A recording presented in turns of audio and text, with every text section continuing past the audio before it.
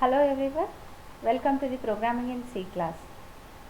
As in the previous videos we have discussed about what is a problem solving technique and what are the steps involved in a problem solving, as well as the two important techniques like problem solving like a algorithm and a flowchart, and how to write an algorithm, and what are the notations of a flowchart and how to draw a flowchart.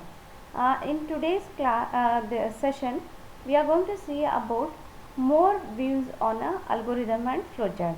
Some of the examples with regards to the algorithm and flowchart. So that we are going to be discussing in a today's session. So as already I said, what the way we are writing an algorithm. Algorithm has the sequence, right? It's a sequence of a problem, how you are going to be solving. Similarly, here we have some of the example. So the first example is finding an LCM. Okay, so LCM of a particular. Then we need a step 1 as a input and step 2 LCM, how we are going to be finding it out, and then print LCM.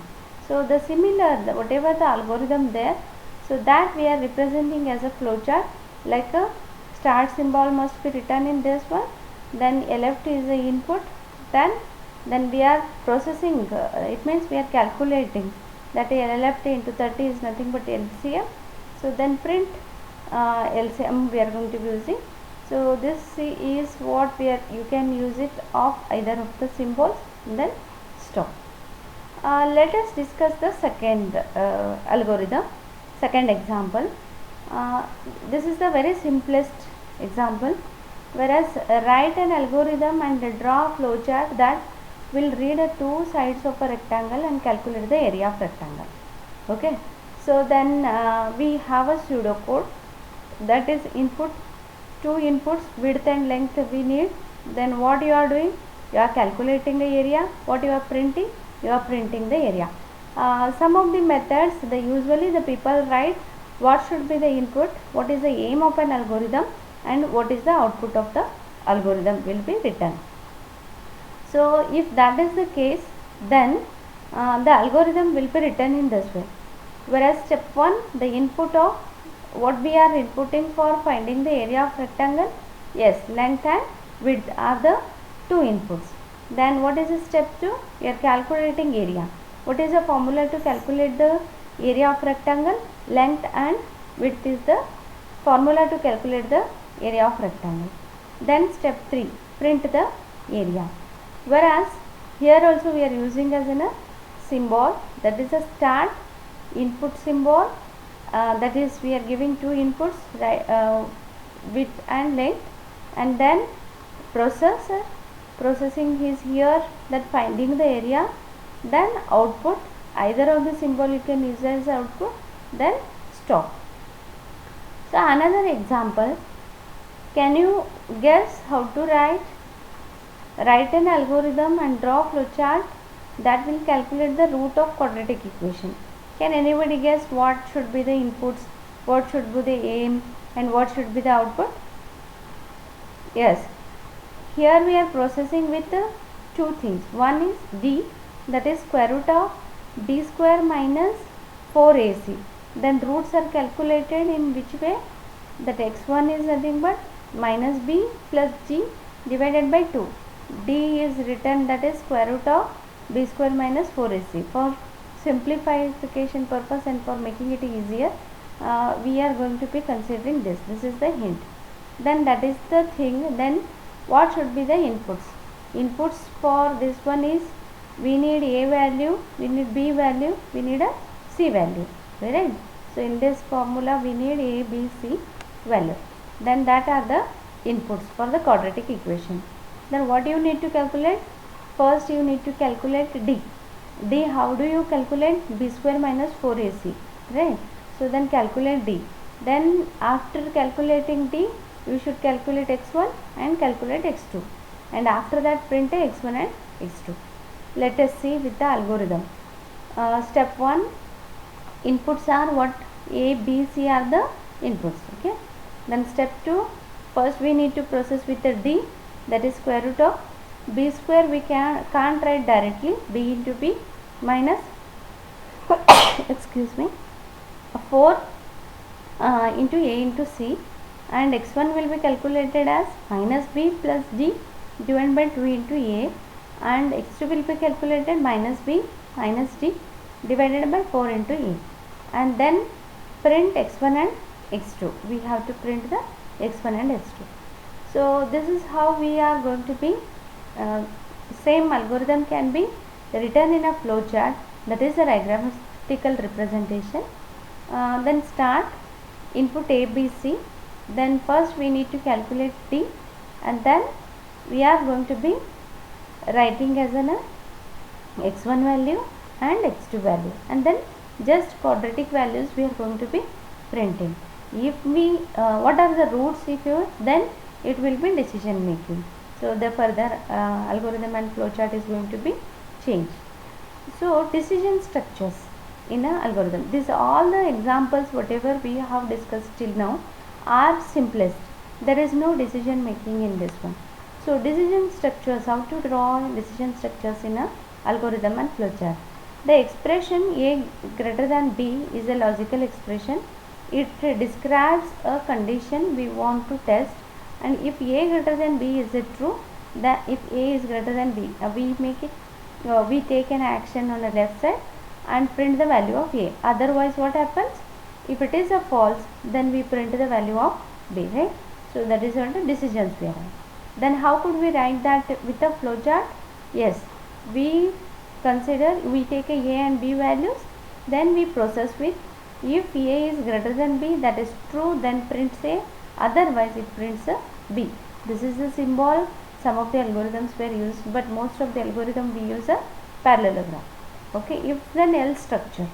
Then if then else structure is nothing but if condition, then true alternative. If condition is true, then this statement prints, otherwise false statement prints, that is end up. So how could we write a if then else? Okay, if then else is a, if a is greater than b, true, else this is. Okay. Then relational operators we are using.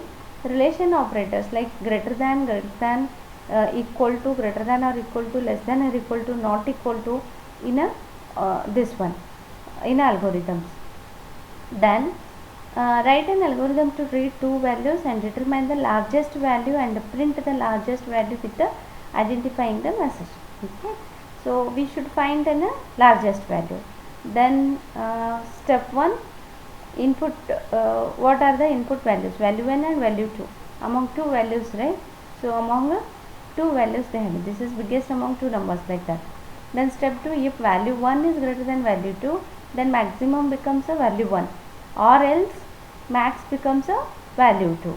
Then step 3, print the largest value is a max. Okay. Then example, start input value 1, that value, and then if true, value 1 is greater than value 2 is true, then max will become value 1, otherwise max will become value 2. Then print the largest value is max, and then stop.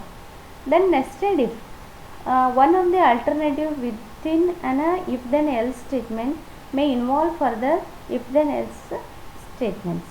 Okay, and then here is the example, write the algorithm that reads the three numbers and prints the largest amount. The algorithm is, yes, you need to take a three inputs, n1, n2 and n3.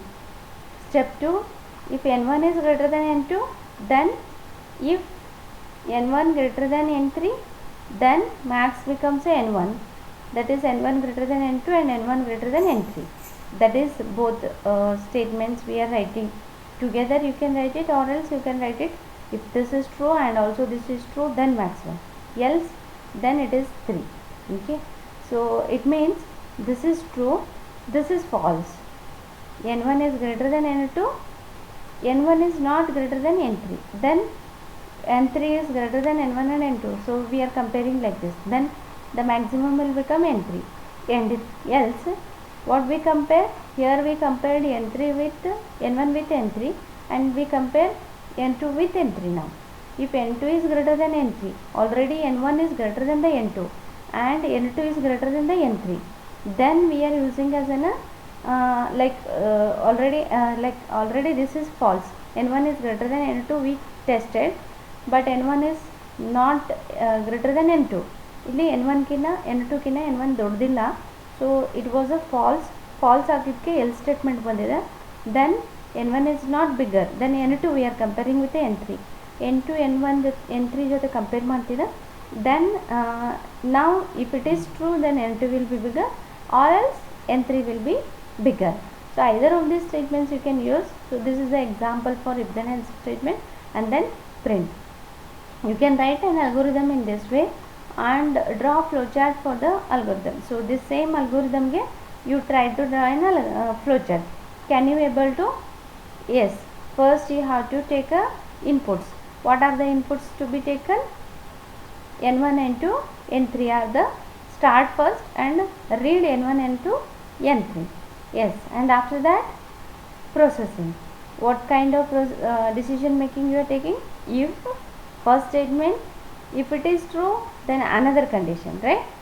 Let us see. Okay, so let me draw that, right? Let me draw the flowchart, right? So you are having a start, then you need to read what? 3 values. Sorry, I could not.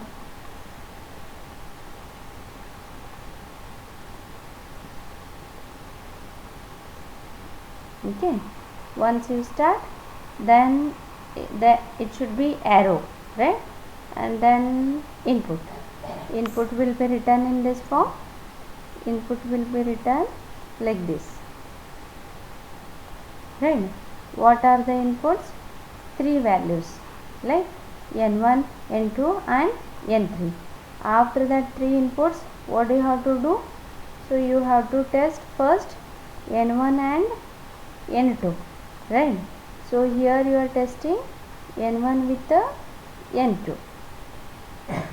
n1 greater than the n2. So okay, if this is true then print, right? So you are printing n1 is bigger, or else what you are testing? Sorry,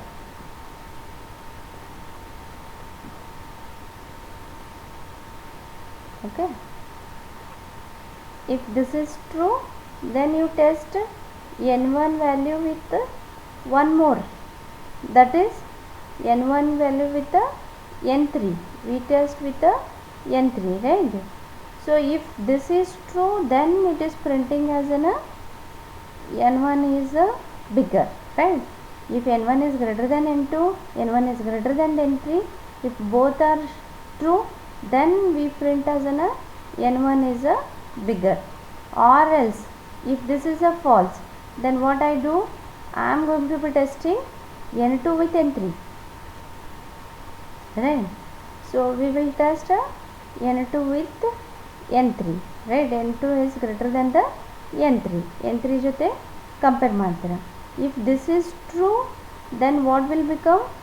n2 will be the bigger, or else n3 will be the bigger, right? So here, and for this false statement as well as for this false statement, n3 will be the bigger. So this is how you need to draw a flowchart, right? So and then definitely you should perform a stop symbol, right? So this is how we have to draw a particularly flowchart, right? Try to write the properly. You can try to draw and write the symbols, because this whiteboard annotations I am not able to draw properly with the annotation. So you can draw it, right?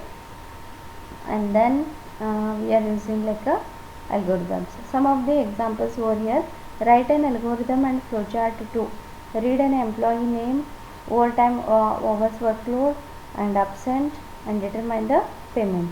This is what the condition. So here is the algorithm.